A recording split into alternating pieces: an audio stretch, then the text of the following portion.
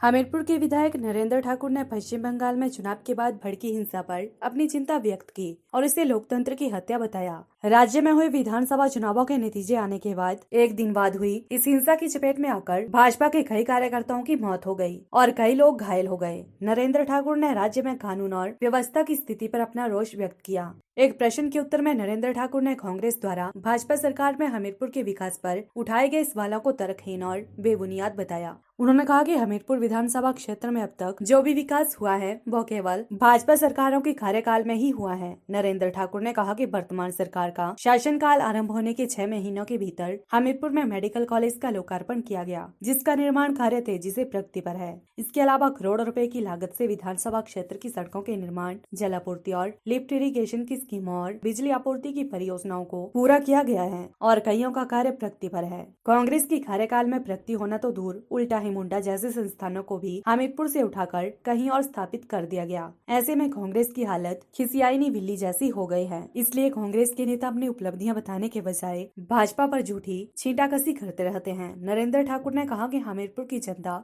सब जानती है और इसमें आने पर उचित जवाब देगी। उन्होंने कहा कि 5 राज्यों के चुनाव परिणामों में कांग्रेस अपने प्रदर्शन से विचलित है और इस तरह की बयानबाजी इसी बौखलाहट का नतीजा है। इस बीच भाजपा हमीरपुर मंडल ने मंडल अध्यक्ष रमेश शर्मा की अगुवाई में ममता बनर्जी और तृणमूल कांग्रेस के खिलाफ विरोध प्रदर्शन किया और चुनाव के बाद हुई हिंसा को लेकर एसडीएम को एक ज्ञापन सौंपा। भाजपा ने अपनी याचिका में राज्य में हिंसा की सीबीआई जांच की मांग की। भाजपा प्रवक्ता ने बताया कि पश्चिम बंगाल में हिंसा की घटनाओं में 4000 से अधिक घरों में तोड़फोड़ की गई। उन्होंने कहा कि चुनाव परिणामों की घोषणा के बाद पूर्व वर्धमान जिले में टीएमसी और भाजपा के बीच हुई झड़प में भाजपा के 10 से अधिक कार्यकर्ता कथित रूप से मारे गए थे। पीएलटीवी के लिए हमीरपुर से ब्यूरो रिपोर्ट।